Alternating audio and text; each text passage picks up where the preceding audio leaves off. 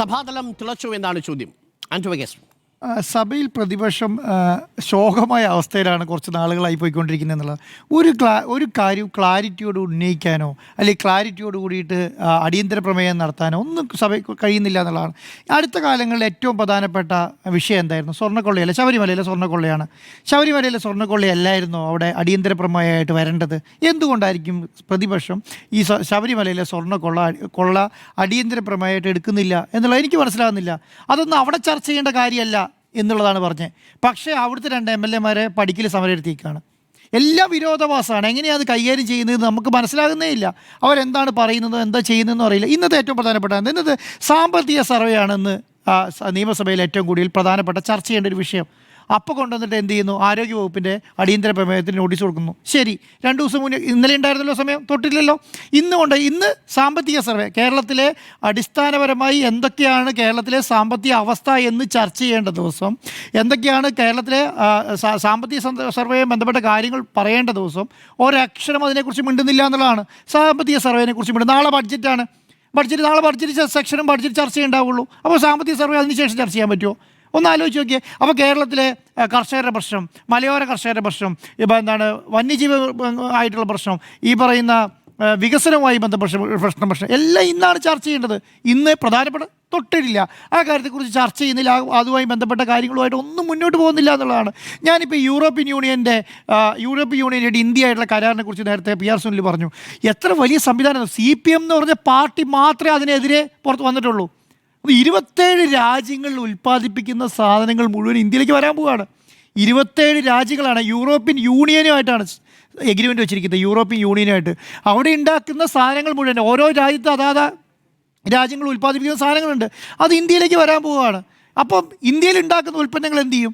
അതിന് എത്ര ദോഷം ഉണ്ടാവും? ഇന്ത്യയിലെ കർഷകർക്ക് എത്ര ബുദ്ധിമുട്ടുണ്ടാവും? ഇവിടെ ഉൽപ്പാദിക്കുന്ന സാധനം യൂറോപ്യൻ യൂണിയനിലേക്ക് എക്സ്പോർട്ട് ചെയ്യാൻ പറ്റുമോ? ഈ കാര്യങ്ങളൊന്നുമല്ല ഞാൻ പറയുന്നത്.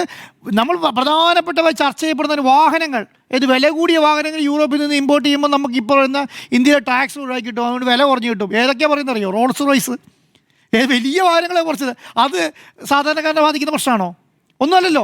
അതൊക്കെയാണ് വലിയ കാര്യമായിട്ട് ചർച്ച ചെയ്യപ്പെടുന്നത്. പക്ഷേ സാധാരണക്കാരെ ബാധിക്കുന്ന നിരവധി പ്രശ്നങ്ങളുണ്ട്. കേരളത്തിലെ ഇന്ത്യയിലെ പ്രധാനപ്പെട്ട പ്രതിപക്ഷ പാർട്ടിയെ കോൺഗ്രസ് അതിനെക്കുറിച്ച് അക്ഷരം ഇട്ടിട്ടില്ല. നമ്മൾ ഇന്ത്യയിൽ നിന്ന് ഇല്ലാതായി എന്ന് പറയുന്ന CPM, ഇല്ലാതായിക്കൊണ്ടിരിക്കുക എന്ന് പറയുന്ന CPM മാത്രമാണ് അതിനെതിരെ ഒരു പ്രമേയമെങ്കിലും പസല അവിടെ എന്താണ് ഇന്ത്യയിൽ നടക്കുന്നതെന്ന് ചോദിക്കാനുള്ള മനസ്സിലായി. ഇതെന്താണ് നടക്കുന്നത്, ഈ എഗ്രിമെൻറ്റിൽ എന്താണ് ഉള്ളത് എന്നെങ്കിലും ചോദിക്കാനുള്ളൊരു ഇത് കാണിച്ചതെന്ന് പറയാം. അപ്പം ഇതുപോലെ ചർച്ച ചെയ്ത് എന്താണ് ഇന്ത്യയിൽ നടക്കുന്നതിനെ കുറിച്ച് തന്നെ ധാരണയില്ല, എന്താണ് കേരളത്തിൽ നടക്കുന്നതിനെ കുറിച്ച് അറിയില്ല. കേരളത്തിലെയും ഇന്ത്യയിലെയും പ്രധാനപ്പെട്ട പ്രതിപക്ഷ പാർട്ടിയാണെന്ന് പറയുകയും ഇതിനനുസരിച്ച് മുന്നോട്ട് പോകാൻ കഴിയുന്നില്ല എന്ന് പറയും. ഇവർക്കാണ് അടുത്ത പ്രാവശ്യം അധികാരം വേണമെന്ന് പറയുന്നത്. ഈ പാർട്ടിക്കാണ് അടുത്ത പ്രാവശ്യം അധികാരം വേണമെന്ന് പറയുന്നത്. അപ്പം ഇപ്പം ഇവർക്ക് ഇതുപോലും കൈകാര്യം ചെയ്യാൻ പറ്റുന്നില്ല എന്നുള്ളതാണ്. ഒരു നിയമസഭയിൽ ഒരു പ്രമേയം ഉന്നയിച്ചിട്ട് അത് ജനങ്ങൾക്ക് മനസ്സിലാകുന്ന രീതിയിൽ ചർച്ച ചെയ്യുകയും അവിടെ പെർഫോം ചെയ്യാൻ കഴിയണം. പ്രതിപക്ഷ പാർട്ടിക്ക് അങ്ങനെ കഴിയണം അല്ലേ?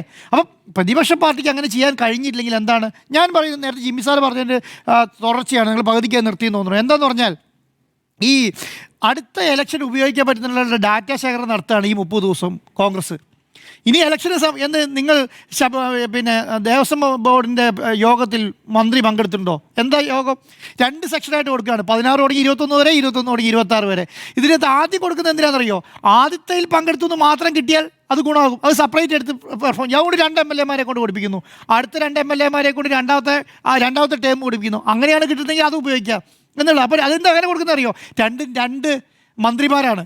വാസവനെതിരെ ഉപയോഗിക്കാനാണെങ്കിൽ വാസവൻ്റെ മാത്രം കിട്ടണം, അതിന് മുൻപ് ഉപയോഗിക്കുകയാണെങ്കിൽ ആ മന്ത്രിയുടെ മാത്രം കിട്ടണം. കടകംപള്ളിക്കെതിരെ ഉപയോഗിക്കുകയാണെങ്കിൽ ആ മന്ത്രിക്കും. അതുകൊണ്ടാണ് 2 സ്പ്ലിറ്റ് ചെയ്ത് കൊടുക്കണേ. ശരിക്കും പറഞ്ഞാൽ ഒരു 2 MLA-മാർക്ക് 4 ചോദ്യം ഒന്നിച്ച് കൊടുത്താൽ മതി. അത് കൊടുക്കുന്നില്ല. അപ്പോൾ അവരുടെ ആവശ്യങ്ങളെല്ലാം അങ്ങനെ കൊടുക്കണം. അപ്പോൾ ഞാൻ വിചാരിക്കുന്നത് ഈ ഡാറ്റ ശേഖരണം നടത്തുകയാണ്. ഈ ഡാറ്റ ശേഖരണം, ഇങ്ങനെ ഡാറ്റ ശേഖരണം സംഭവിച്ചൊരു കാര്യമുണ്ട് കേട്ടോ. 2016 ഇലക്ഷൻ്റെ സമയത്ത് VD സതീശൻ പറഞ്ഞൊരു കാര്യം, അവസാനത്തെ ക്യാബിനറ്റ് കടുംപെട്ടി ക്യാബിനറ്റായിരുന്നു. എന്തറിയോ? കേരളത്തെ വിറ്റ് തുലയ്ക്കുന്നതാണ്. ഉമ്മൻചാണ്ടി മന്ത്രിസഭയുടെ അവസാനത്തെ ക്യാബിനറ്റിനെ കുറിച്ച് പറഞ്ഞത് കടുംവെട്ട് ക്യാബിനറ്റ് എന്നാണ് പറഞ്ഞത്. അത് മുഴുവൻ വിറ്റ് തുലയ്ക്കാൻ പോയി. കേരളത്തിലെ നെൽപ്പാടങ്ങൾ മുഴുവൻ മണ്ണിട്ട് നിരത്താൻ തീരുമാനിച്ചു. ബാറുമായി ബന്ധപ്പെട്ട വലിയ ആക്ഷേപം കേൾക്കുന്നു, സോളാറുമായി ബന്ധപ്പെട്ട വലിയ ആക്ഷേപം കേൾക്കുന്നു എന്നൊക്കെ പറഞ്ഞിട്ടാണ് അവസാനത്തെ മന്ത്രിസഭാ യോഗത്തെക്കുറിച്ചാണ് പറയുന്നത് കേട്ടോ. ആ ഒരു മൈൻഡ് സെറ്റോടുകൂടിയാണ് ഇപ്പോഴും ഇരിക്കുന്നത് ഇവർ. ഇപ്പോഴും ഇരിക്കുന്നത്. അപ്പം ഇനി എങ്ങനെയൊക്കെ ഈ നിയമസഭാ ഇലക്ഷനിൽ എന്തൊക്കെ ഉപയോഗപ്പെടുത്താൻ പറ്റും അതിനുവേണ്ട ഡാറ്റ ഇങ്ങനെ കളക്ട് ചെയ്യാണ്, അതിന് വേണ്ടിയിട്ടാണ്. അപ്പോൾ എന്നാൽ ശരിക്കും ആ കവാടത്തിരിക്കുന്ന രണ്ടുപേരെയും കൂടെ ഉള്ളിലിരുന്ന് അവരെ കൊണ്ടൊന്നും ചോദിപ്പിക്കാൻ നല്ലതാണ്. കാരണം അവരെ കൊതുകെട്ടി കൊടുക്കേണ്ട കാര്യമുണ്ടോ? ഒന്ന് ആലോചിക്കുക. എന്നിട്ട് എന്നാൽ ശരി, ഇവർ അത്ര ആത്മാർത്ഥത കൂടിയിട്ടാണ് ഇതിനെ കൈകാര്യം ചെയ്യുന്നതെങ്കിൽ അത് അടിയന്തര പ്രമേയത്തിനൊന്നും ക്ലാരിറ്റി വരില്ലേ? ജനങ്ങളെ ഈ കാര്യങ്ങൾ അറിയിക്കുകയും ഇത് ബോധ്യപ്പെടുത്തുകയും ഈ എന്താണ് ശബരിമലയിൽ നടന്നതിനെക്കുറിച്ച് എന്താണ് ക്ലാരിറ്റി വേണ്ടത് എന്ന് പറഞ്ഞാൽ അതിന് ക്ലാരിറ്റി വരും. അത് ചർച്ച ചെയ്ത പ്രശ്നം എന്താ അറിയോ? ഇന്ന് വി ഡി സതീശൻ പറഞ്ഞ പ്രശ്നം വരും, സോണിയാഗാന്ധി അതിനകത്ത് വരും, അതിനകത്ത് ആൻഡോ ആന്റണി വരും, അതിനകത്ത് അടൂർ പ്രകാശ് വരും. ഇവരെക്കുറിച്ചൊക്കെ മറുപടി പറയേണ്ടി വരും. അപ്പോൾ അതിന് മുൻ ദേവസ്വം പ്രസിഡന്റുമാരെ കുറിച്ച് പറയേണ്ടി വരും, 98-ന് ശേഷമുള്ള മുഴുവൻ ആൾക്കാരെക്കുറിച്ച് ഈ കാര്യത്തെക്കുറിച്ച് അത് ചർച്ച ചെയ്യാൻ കഴിയത്തില്ല. അത് ചർച്ച ചെയ്ത് യാഥാർത്ഥ്യം പുറത്തേക്ക് വരും. ആ യാഥാർത്ഥ്യം പുറത്തേക്ക് വന്നാൽ അതിനെ കൈകാര്യം ചെയ്യാനുള്ള കപ്പാസിറ്റി ആർക്കില്ല? കോൺഗ്രസിനില്ല. അതുകൊണ്ട് അത് ചർച്ച ചെയ്യുന്നില്ല എന്നുള്ളതാണ്. ഇപ്പോൾ നിങ്ങൾ നേരത്തെ പറഞ്ഞ പോലെ ഒരു കാര്യം ശരിയാണ് കേട്ടോ, കേരളത്തിലെ ജനങ്ങൾ പട്ടീനെ പേടിച്ച് ജീവിക്കണം എന്ന് പറഞ്ഞാൽ വല്ലാത്തൊരവസ്ഥയാണ്. ഹൈക്കോടതി പറഞ്ഞ എന്താ അറിയോ? ഹൈക്കോടതി പറഞ്ഞ് ഈ സ്നേഹികളോടൊക്കെ പറഞ്ഞത് നിങ്ങൾ കുറച്ച് പട്ടികളെ വീട്ടിൽ കൊണ്ടുപോയി വളർത്തുമെന്നാണ് പറഞ്ഞത് ഹൈക്കോടതി. മനസ്സിലായി? എന്തൊരു അവസ്ഥയാണ്. ഞാൻ ഇന്നൊരു ഒരു വിഷ്വൽ കാണായിരുന്നു. ഒരു ബൈക്ക് ഇടിച്ചിട്ട് രണ്ടുപേർ തെറിച്ച് പോവാണ്. പട്ടി റോട്ടിൽ ഓടിയിട്ടാണ് പറഞ്ഞത്. ഓടിക്കൊണ്ടിരിക്കുന്ന ബൈക്കിന് മുന്നിൽ വന്ന് ഇടിച്ച് വണ്ടി രണ്ട് തെറിക്കുകയാണ്. ഏതോ മനുഷ്യനാണ് വീഴുന്നത് കേട്ടോ. ഇതിനൊരു സാഹചര്യം, ഇതിനൊരു സംവിധാനം കേരളത്തിൽ ഉണ്ടാക്കിയെടുക്കാൻ പറ്റില്ല എന്ന് പറയുന്നതിൻ്റെ അകത്ത് വല്ലാത്തൊരവസ്ഥയാണ്. ഇത് ഒരു പ്രാഥമികാരോഗ്യ കേന്ദ്രം പൂട്ടിയിടേണ്ട അവസ്ഥ, പട്ടി കയറും എന്ന് പറഞ്ഞിട്ടുള്ള അവസ്ഥ എന്നല്ല ആലോചിച്ച് നോക്കിയേ. അപ്പോൾ ഇതൊക്കെയാണ് ചർച്ച, ജനങ്ങളെ ബാധിക്കുന്ന വിഷയമാണല്ലോ ചർച്ച ചെയ്യേണ്ടത് അല്ലേ? അപ്പോൾ ഇതൊന്നും ചർച്ച ചെയ്യാൻ ഇവർക്ക് നേരമില്ലല്ലോ. ഇതൊക്കെ ചർച്ച ചെയ്യാൻ നേരമില്ല. ശരി, ഈ അയ്യപ്പൻ്റെ സ്വർണ്ണം കട്ട കേസുമായി ബന്ധപ്പെട്ട് കുറേ നാളായില്ലോ, ഇപ്പോൾ 3-4 മാസം. അത് വിട്ടിട്ട് ജനങ്ങളെ ബാധിക്കുന്ന എന്തെങ്കിലും ഒരു കാര്യം ഇനി ആകെ കുറച്ച് ദിവസം അവസാനം കഴിഞ്ഞ 5 വർഷം പ്രതിപക്ഷത്തിരുന്നിട്ട് MLA-മാരായ ആൾക്കാരാണ് ഈ പ്രതിപക്ഷത്തിൻ്റെ ജോലി എന്താ? ഭരണപക്ഷം കാണിക്കുന്ന തെറ്റുകൾ തിരുത്തുക, ഭരണപക്ഷത്തിൽ നിന്ന് ജനങ്ങൾക്ക് മേടിച്ചു കൊടുക്കേണ്ട കാര്യങ്ങൾ മുഴുവൻ മേടിച്ചു കൊടുക്കുക എന്നുള്ള ലക്ഷ്യമാണ്. ആ കാര്യങ്ങൾ ഇനിയെങ്കിലും പറഞ്ഞ് 10-30 ദിവസം കൊണ്ട് തീർക്കുക എന്നുള്ളതാണ്. അപ്പം സഭാ തലം തിളച്ചോ എന്ന് ചോദിച്ചിട്ടുണ്ടെങ്കിൽ ഇന്ന് മാത്രമല്ല കുറച്ച് നാളുകളായിട്ട് തിളയ്ക്ക് നമ്മൾ കാണുന്നില്ല എന്നുള്ളതാണ് എൻ്റെ അഭിപ്രായം.